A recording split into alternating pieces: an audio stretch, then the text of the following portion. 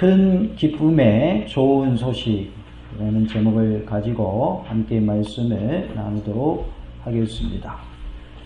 유대 땅 베들레헴이라고 하는 다윗의 동네에 목자들이 밤에 밖에서 양들을 지키고 있었습니다. 주님의 사자가 곁에 서고 주님의 영광이 그들을 두루 비춤에 크게 무서워하는 목자들의 모습을 보게 됩니다. 천사가 말하기를 무서워하지 말라. 보라, 내가 온 백성에게 미칠 큰 기쁨의 좋은 소식을 너희에게 전하노라 라고 말씀하십니다. 온 백성에게 미칠 큰 기쁨의 좋은 소식에 대해 살펴봄을 통해서 큰 은혜가 임하는 복된 시간, 말씀 충만, 성령으로 충만한 시간 되기를 원합니다. 아멘. 큰 기쁨의 좋은 소식은 구주가 나셨으니 곧 그리스도 주시라는 것입니다. 11절 말씀 다 같이 하나님 말씀 받겠습니다. 오늘 다윗의 동네에 너희를 위하여 구주가 나셨으니 곧 그리스도 주시니라. 아멘. 구주가 나셨으니 곧 그리스도 주시다라는 것은 그리스도 예수님이 우리의 구원자로 탄생하신 것을 말합니다. 그래서 우리에게 주신 큰 기쁨의 좋은 소식은 바로 그리스도 예수님이 우리의 구원자로 이 땅에 오셨다라는 소식인 것입니다. 이것보다 더 큰 기쁨의 소식이 있을까요? 없을까요? 없습니다. 이게 가장 큰 기쁨의 소식입니다. 왜냐하면 우리를 구원할 자로 예수님이 이 땅에 오셨기 때문입니다. 우리는 죄로 인하여 죽을 수밖에 없는 자인데 하나님의 은혜로 예수님을 이 땅에 보내주셨고 예수님을 통해 구원함을 얻게 해 주셨습니다. 그 예수님이 오신 날을 기념하는 절기가 무슨 절이에요? 성탄절입니다. 성탄절은 예수님이 오신 것을 기념하는 절기입니다. 선물 교환하는 날이 아니고 먹고 즐기는 날이 아니고 산타 할아버지가 선물 주는 날 아니다 그 말이에요. 성탄절의 의미는 예수님이 우리를 구원하시려고 인류를 구원하시려고 오신 날이 뭐예요? 성탄절이다. 그것을 우리가 바로 알면 성탄절이 무슨 뜻인가를 알 수 있습니다. 그래서 하나님의 은혜 가운데 우리는 끝까지 예수님 믿는 믿음으로 구원의 복을 누리는 놀라운 은혜가 있기를 원합니다. 다 같이 해볼까요? 예수님께서 우리의 구원자로 이 땅에 오셨습니다. 그것이 바로 큰 기쁨의 좋은 소식이라는 것입니다. 다윗의 동네라고 했는데 이것은 베들레헴을 말하고 있습니다. 다윗의 동네 곧 베들레헴에서 탄생하리라 예언되었죠. 여기서 베들레헴을 다윗의 동네로 간접적으로 표현한 것은 메시아의 오심과 관련된 모든 약속들을 기억나게 하고 그와 관련된 예언의 성취를 암시하기 위함입니다. 그래서 다윗의 동네라 이렇게 표현을 한 거예요. 직접적으로 표현하면 뭐라고 해야 맞는 거예요? 베들레헴이라고 해야 맞는데 일부러 약속의 말씀이 성취된 것에 대해서 깨닫게 하려고 다윗의 동네라 이렇게 표현을 하고 있습니다.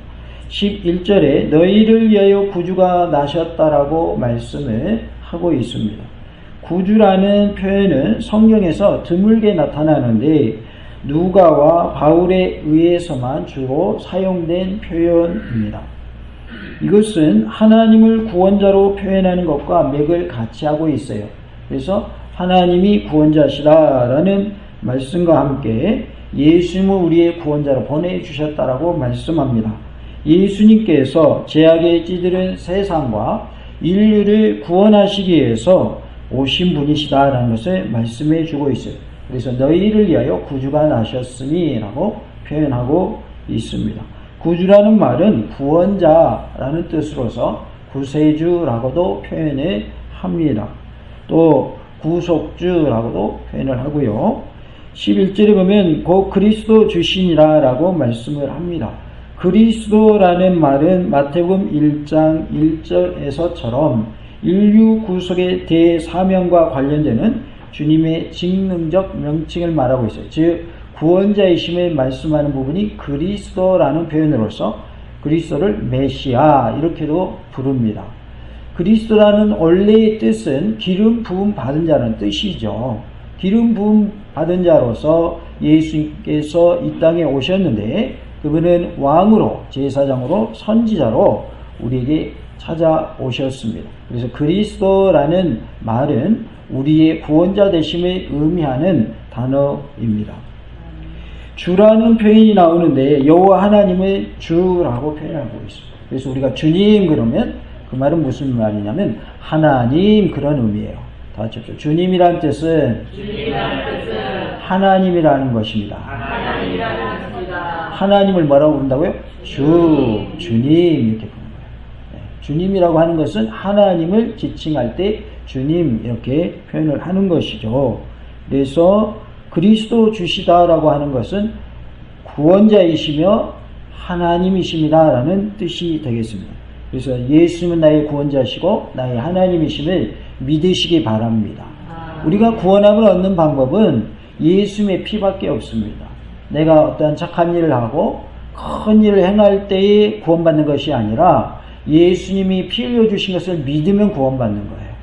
그러면 이렇게 질문할 수 있죠. 목사님, 그러면 나 예수님 믿으니까 착한 일 안 해도 되고 막 내가 하고 싶은 대로 막 살아도 되겠네요. 나 예수님 믿으니까 구원받았네요. 그거 맞는 말이에요? 틀린 말이에요? 틀린 말입니다. 틀린 말이에요. 예수님 믿어서 구원받았다고 해서 막 살아도 되는 게 아니에요. 그건 잘못된 거고 반대로 예수를 안 믿는데 착하게 살아요. 봉사하면서 살아요. 남 도우면서 살아요. 구원 받아요? 못 받아요? 구원은 못 받습니다. 착한 사람은 되지만 구원은 못 받아요. 왜냐하면 방금 전에 말씀드렸잖아요. 조금 전에 말씀드렸잖아요. 내 행위로 구원받는 것이 아니라고 그랬잖아요. 우리의 행위로 구원받을 수가 없어요. 예수님이 내 죄를 대신해서 피 흘려주신 그 피값을 통해서만 구원이 있는 거예요. 그래서 아무리 착하게 살아도 예수님 안 믿으면 그 사람은 뭐가 없다?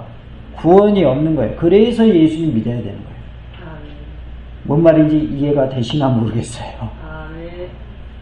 착한 사람 많아요. 안 믿는 분들 중에도. 그러나 그분들이 예수님 안 믿기 때문에 구원이 없는 거예요. 왜? 우리의 행위로 구원받을 수 있는 방법을 하나님이 허락하지 않으셨어요. 구원받는 방법은 예수님을 통해서만 구원받게 해주셨어요. 그래서 예수님이 우리를 위하여 피 흘려주시기 위하여 이 땅에 오신 날이 성탄절이고 예수님이 오실 때 죄 없이 오셔야 했기 때문에 처녀인 마리아의 몸에 성령님을 통해서 잉태되어 오신 거예요. 왜 그래야 됐다고요? 죄가 없이 이 땅에 오셔야 되기 때문에. 그 방법이 아니고는 죄가 없이 태어나는 방법이 없어요. 그래서 예수님이 유일한 분이에요. 뭐가 없는 분? 죄가 없는 분. 그러면 다른 태어나는 모든 사람들은 왜 죄가 있느냐? 아담과 하와가 하나님이 먹지 말라는 선악을 알게 하는 나무의 열매를 먹어버렸어요. 그걸 우리는 뭐라고 하냐면 선악과라고 그러죠. 선악과를 따먹어버린 거예요. 그래서 죄를 지음으로 죽지 않아도 되는데 아담과 하와 때문에 우리 죽게 된 거예요. 그래서 어떤 면에서 아담과 하와가 우리가 죽게 된 원인이라고 하면서 아담과 하와를 원망할 수도 있겠죠. 그러나 이미 엎질러진 물이기 때문에 어쩔 수가 없어요. 이미 아담과 하와는 하나님 말씀을 거역해가지고 선악과를 따먹은 이유이기 때문에 거슬릴 수가 없어요. 이미 되어진 일이기 때문에.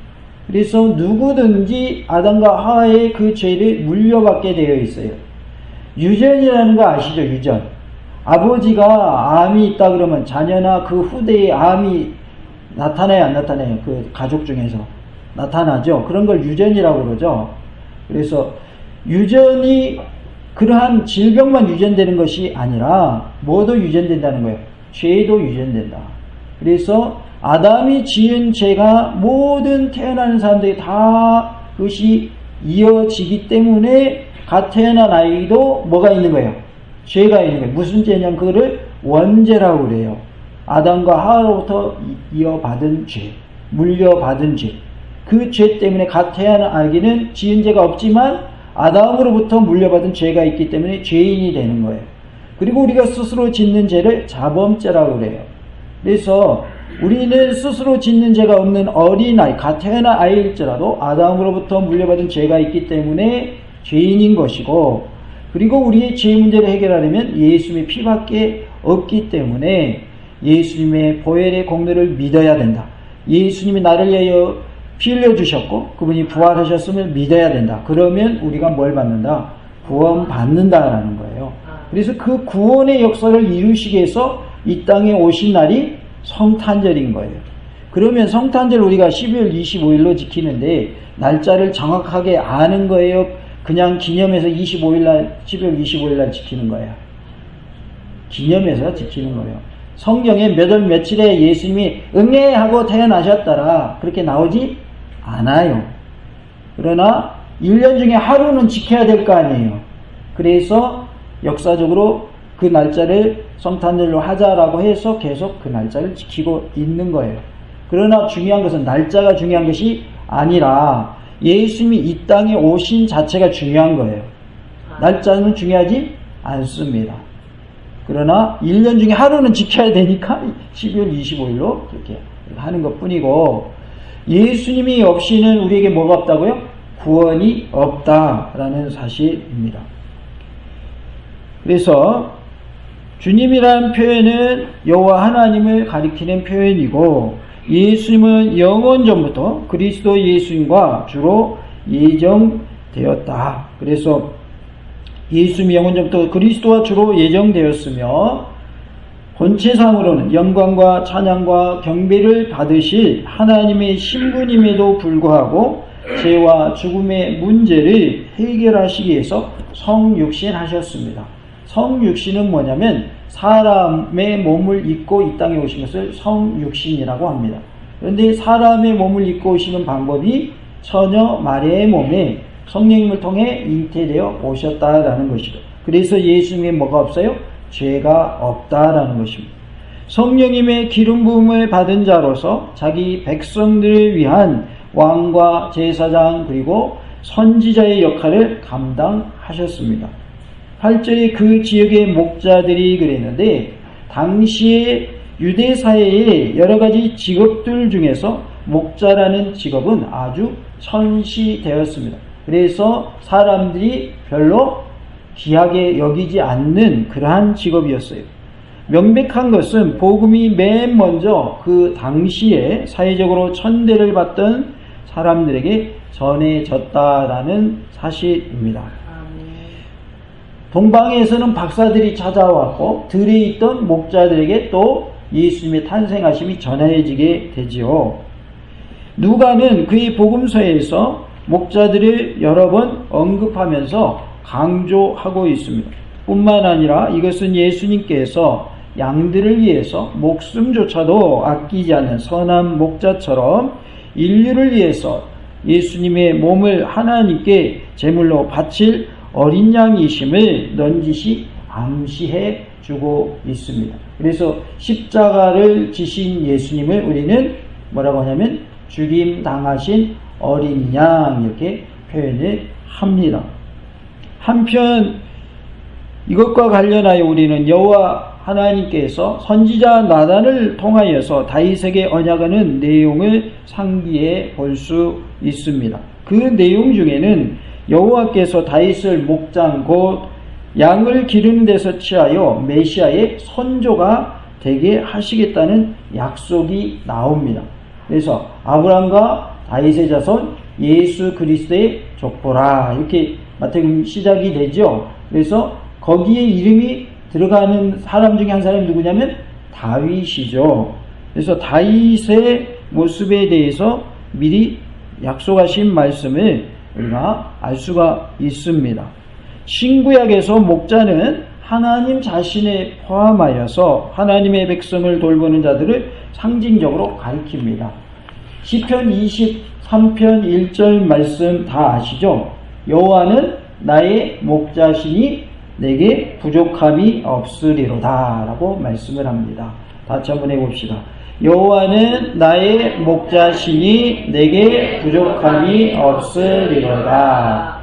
여기서 여호와는 뭐라고 그랬어요? 목자다. 누구의 목자다? 나의 목자다. 그래서 목자라는 표현은 하나님을 말할 때 목자라 이렇게 표현을 하고 있고, 또 하나님의 백성들 돌보는 사람들을 목자라 이렇게 표현을 하기도 합니다. 8절에 밤에 밖에서 자기 양떼를 지키더니 그랬어요. 지키더니라는 말은 파수하다, 보호하다라는 뜻을 가지고 있습니다. 밤에라는 말은 밤새워라는 뜻을 내포하고 있어요. 그래서 밤새워 자기 양떼를 뭐 한 거예요? 지킨 것이죠. 따라서 이 구절은 밖에서 여러 명이 교대로 밤을 새워서 도둑이나 다른 들 짐승들로부터 양떼를 지키며 보호하는 일련의 행동을 말하고 있습니다. 팔레스타인 지방에서 목자들은 4월부터 11월까지 이런 식으로 양떼를 밖에서 방목하였고요. 겨울철에도 날씨가 춥지 않은 때에는 종종 그렇게 했습니다. 그러한 때 구절에 보면 주의 사자가 곁에 서고 주의 영광이라고 말씀을 하고 있어요. 주의 사자는 천사를 말하죠. 여기에서 영광이라는 말은 영원하고 거룩하신 하나님의 존재 양식 중 하나인데요. 그분의 임재를 나타내는 표현입니다. 그래서 하나님이 임재하신 것을 영광이라고 표현을 한 것입니다. 예수님의 탄생 시 영광이 드러난 것은 예수님이 하늘로부터 왔음을 말해주는 것이고요. 요한복음에서도 또한 성육신 하신 그리스도 예수님의 영광을 언급하고 있습니다. 요한복음 1장 14절에 말씀이 육신이 되어 우리 가운데 거하심에 우리가 그의 영광을 보니 아버지의 독생자의 영광이요 은혜와 진리가 충만하더라 라고 말씀을 하고 있습니다. 미리 영광이라는 표현이 나타날 때 빛으로 임하시는 모습을 우리가 종종 보게 됩니다. 9절에 그들을 두루 비춤에 크게 무서워하는지라 라고 말씀을 하죠. 두루 비춤에 라는 이 단어는 주의에 라는 말과 빛이다 라는 말의 합성어로서 빛에 완전히 쌓인 상태를 뜻하고 있습니다. 때때로 하나님의 영광은 찬란한 빛의 모습으로 드러납니다. 이것은 하나님의 임재를 상징하는 것으로서 유대 민족들 가운데서는 셰키나 곧 임재로 알려져 있습니다. 이것은 매우 희고 밝게 빛나는 구름의 형태를 띠고 나타나는 것으로서 구약 성경의 여러 곳에서 언급되고 있습니다. 그래서 하나님의 임재하심은 빛으로 나타났다. 빛이 임하면 하나님이 임재하셨다 이렇게 그들은 여겼던 것이죠. 출애굽기 24장 16절에 여호와의 영광이 시내산 위에 머무르고 구름이 엿새 동안 산을 가리더니 일곱째 날에 여호와께서 구름 가운데서 모세를 부르시니라 라고 말씀을 합니다. 시내산에서 모세가 하나님의 말씀, 율법, 십계명의 말씀 받을 때의 모습인데요. 구름에 대해서 표현을 하고 있어요. 그래서 여호와의 영광과 관련된 그런 말씀입니다. 10절에 보면 천사가 이르되 무서워하지 말라. 보라 내가 온 백성에게 미치리라고 말씀을 하고 있어요. 여기서 온 백성은 바로 이스라엘 백성들을 말하고 있어요. 그러나 천사를 통해 전달된 복음의 메시지는 이스라엘이라고 하는 민족적 울타리를 넘어서 세계 만민에게 개방된 것입니다. 그러니까 여기서 온 백성이라는 것은 1차적으로는 이스라엘 백성을 말하지만 온 백성이라는 것은 온 인류를 뜻한다라는 것입니다. 다시 말해서 유대 백성에게 복음의 기쁜 소식이 먼저 전달된 것은 그들을 통해서 온 인류에게 전해지게끔 하고자 함이었던 것이죠. 그러니까 이스라엘 백성에게 먼저 알려주신 이유는 그들을 통해서 전 세계에 복음이 전해지도록 하시기 위해서 그렇게 하셨다. 마찬가지로 우리가 예수님 믿고 있죠. 내가 예수님 믿고 있죠. 그러면 나를 통하여 내 가정이 복음화되기를 원하시고, 나를 통하여 이 지역이 복음화되기를 원하시고, 나를 통하여 이 나라가 복음화되고 저 북한이 복음화되고 전 세계가 복음화되기를 원하신다라는 의미로 적용할 수 있는 거예요. 이스라엘 백성들이 먼저 복음을 전해 주신 이유는 그들로 하여금 전 세계 복음을 전하라고 복음을 전하여 주셨다. 하나님의 말씀을 맡겨 주셨다 그 말이에요.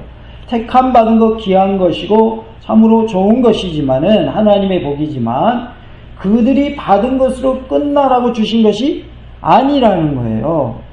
우리에게 복음을 전하여 주시고 우리로 하여금 구원받게 하신 이유는 나를 통하여 다른 사람도 뭐 받게 하시려고? 구원받게 하시려고 우리에게 복음을 맡겨주신 줄로 믿습니다. 이 사실을 믿으시기 바랍니다. 같이 합시다. 나에게 복음을 주신 이유는 나로 인하여 복음이 전하여지도록 하시기 위함입니다. 나로 하여금 복음을 전하라고 나에게 먼저 복음을 주신 거예요. 우리가 내가 예수님 믿는 것으로 끝나면 안 된다 그 말이에요. 먼저는 내가 구원받아야죠. 다른 사람 다 구원받은 나만 구원 못 받아요. 그건 의미가 없잖아요. 그렇죠? 나부터 먼저 구원을 받아야 되겠죠. 그러나 나만 구원받고 끝나는 것도 그것도 잘못된 거예요. 복음을 나에게 먼저 주시고 구원받게 하신 이유는 나로 인하여 다른 사람이 구원받게 하시려고 복음을 주신 것임을 꼭 기억하시기 바랍니다. 그래서 우리가 온 인류에게 복음을 전하러 오신 예수님의 모습, 그것을 기억하고 특별히 이스라엘 백성들에게 복음을 맡겨주신 이유를 우리가 우리의 삶에 적용해서 내가 이스라엘이다 라고 생각하시고 이스라엘 복음 주신 이유가 온 인류에게 복음을 전하라고 주셨던 것처럼 내가 이스라엘에 대해서 믿지 않는 자들에게 복음을 전하는 전도자의 모습이 다 되시기를 간절히 원합니다. 이러한 소식은 복음의 메시지를 접할 대상이 기뻐하심을 입은 사람들과 이방애로 확대된다는 점을 통해서도 잘 알 수가 있습니다.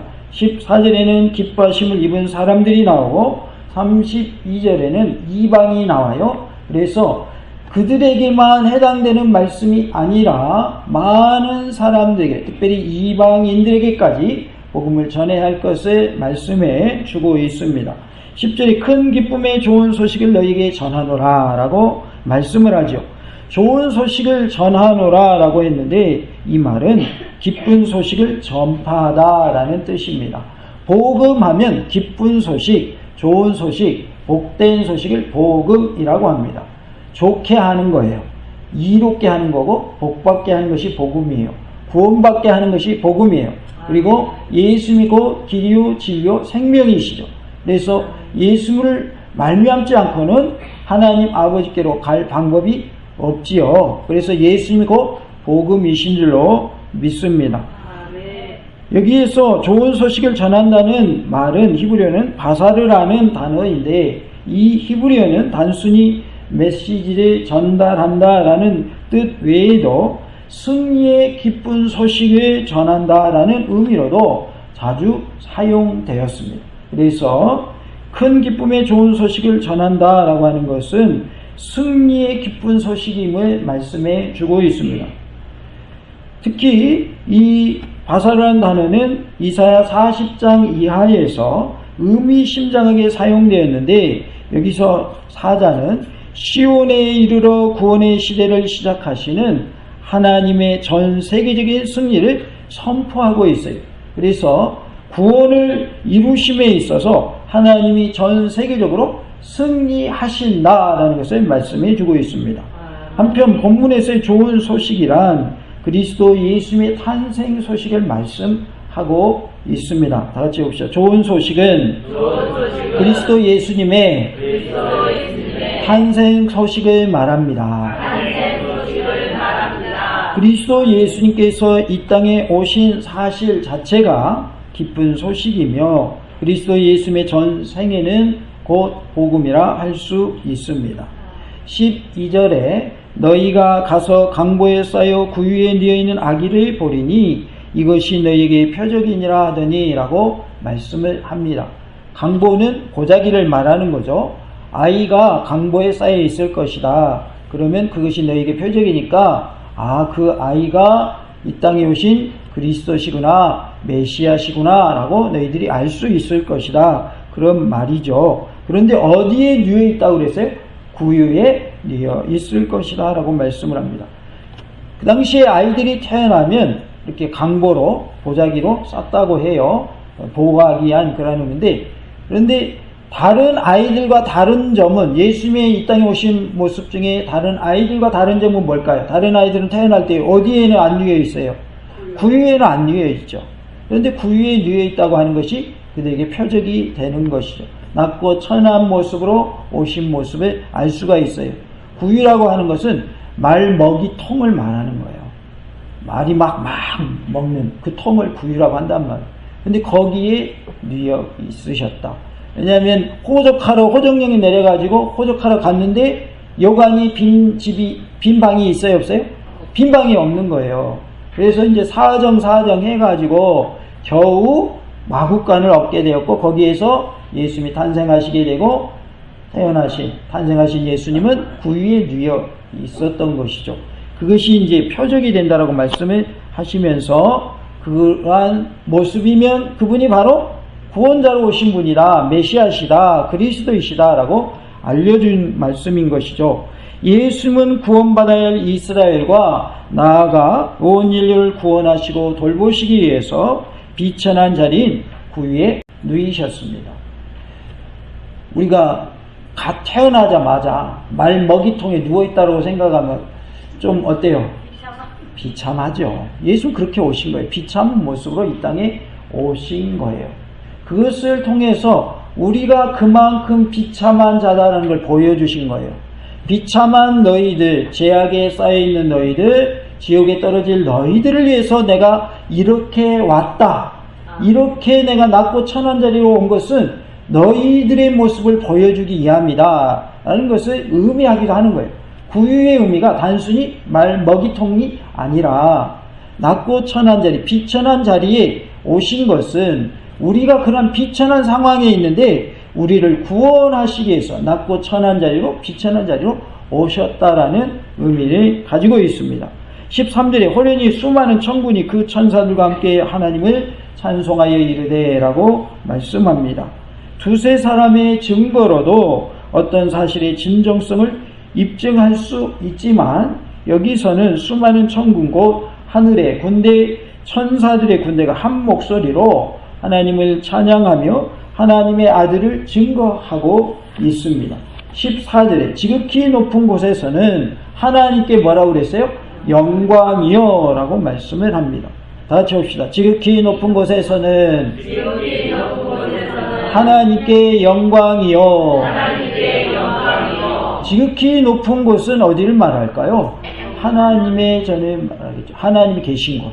지극히 높은 하나님께, 지극히 높으신 하나님께는 뭐가 된다? 영광이 된다. 무엇이요? 예수님의 이 땅에 탄생하신 그 일이. 그래서 이 땅에 오신 예수님의 성육신은 하나님께 영광이 되는 일이었다라는 것을 말씀해 주고 있어요. 그래서 14절에 이 말씀이 절정을 이루는 것을 알 수가 있습니다. 그리스도 예수님의 등장이 하나님께 영광이 되는 이유가 있는데, 하나님의 영원하신 신성과 영광이 그리스도 예수님 안에 충만히 거하고 또한 그를 통해 확연히 나타나기 때문입니다. 요한복음 1장 14절의 말씀이 육신이 되어 우리 가운데 거하심에 우리가 그의 영광을 보니 아버지의 독생자의 무엇이라고 하셨을까요? 영광이요 은혜와 진리가 충만하더라 라고 말씀을 합니다. 아버지의 독생자의 영광이라고 표현을 합니다. 그래서 예수님을 우리는 또한 말씀이라고 표현을 해요. 말씀이 육신이 되어 오셨다라고 표현을 하죠. 그래서 하나님의 말씀은 다 연결돼요. 예수님이 자신을 표현할 때도 내가 곧 길이요 진리요 생명이다 라고 이렇게 말씀하시잖아요. 진리가 곧 말씀의 진리라고 하거든요. 그래서 말씀이 육신이 되어 오셨다 이렇게 또 하나님이신 예수님이 사람의 몸을 입고 오신 모습을 표현하고 있습니다. 이러한 맥락에서 그리스도 예수를 본 자는 하나님을 보았다고 할 수 있습니다.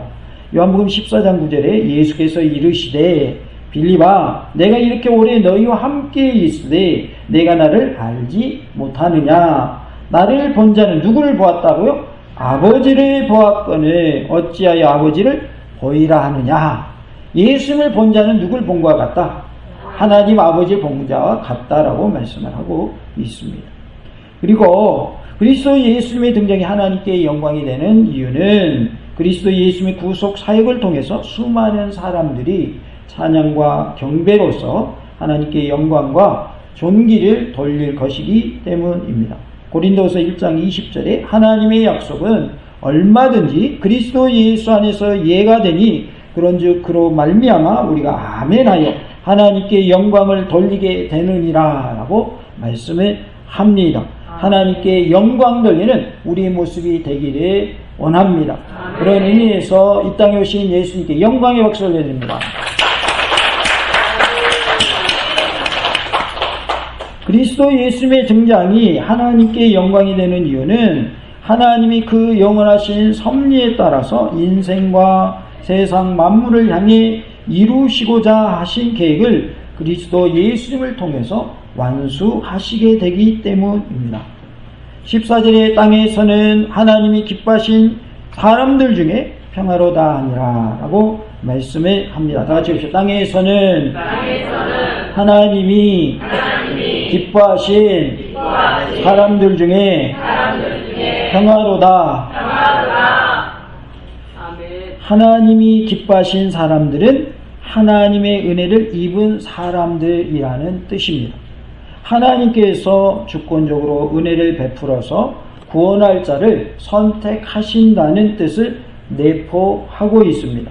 그리스도 예수님의 오심이 땅에서는 기뻐하심을 입은 사람들 중에 평화인 것은 그리스도 예수님의 중재와 대속으로 인해서 하나님과 사람들 간에 막혔던 장벽이 제거되고 화해가 이루어지기 때문입니다. 하나님과 우리 사이에 죄의 담이 있었는데 예수님을 통하여 예수님이 십자가에서 못 박혀 피 흘려 주심으로 죄의 담이 다 어떻게 됐어요? 허물어졌어요. 그래서 하나님과 화목하게 되었죠. 그리스도 예수님을 모르는 자들은 본질상 진노의 자녀로서 하나님과 원수 관계에 놓여 있으므로 늘 불화의 다툼의 수렁에서 허덕이지만 하나님과의 근본적 화해를 이룬 사람은 세상이 알지 못하는 놀라운 평강을 선물로 소유하게 됩니다. 그래서 예수님 믿는 사람의 특징은 뭐냐? 마음에 평안이 있다는 거예요. 기쁨이 있다는 거예요. 감사가 있다는 거예요.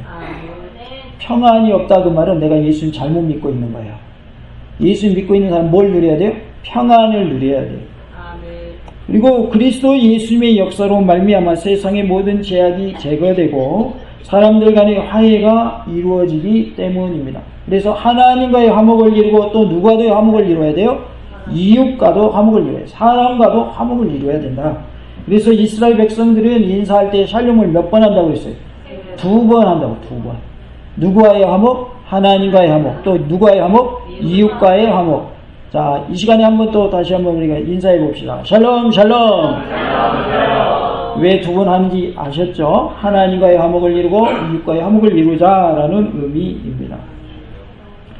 여기에 언급된 평안은 메시아의 도래와 관련된 총체적 축복과 구원을 지칭한다고 볼 수 있습니다.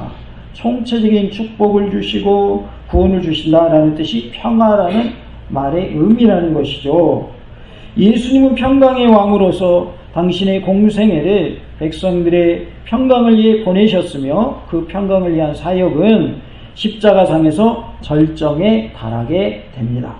마태복음 1장 21절에 아들을 낳으리니 이름을 뭐라고 하라고 그랬을까요? 예수라 하라. 이는 그가 자기 백성을 그들의 죄에서 구원할 자이심이라 하니라 라고 말씀을 하고 있어요. 그래서 예수라는 이름은 구원자라는 뜻입니다. 우리가 예수님을 믿는 믿음으로 끝까지 승리하여 구원의 복을 누릴 수 있기를 원합니다. 큰 기쁨의 좋은 소식은 그리스도 예수님이 우리의 구원자로 탄생하신 것입니다. 우리 모두가 구원자 되신 예수님을 믿는 믿음으로 끝까지 믿음으로 승리하는 은혜가 있기를 간절히 원합니다. 다 같이 합시다. 예수님을 끝까지 잘 믿어서 저 천국에서 만납시다.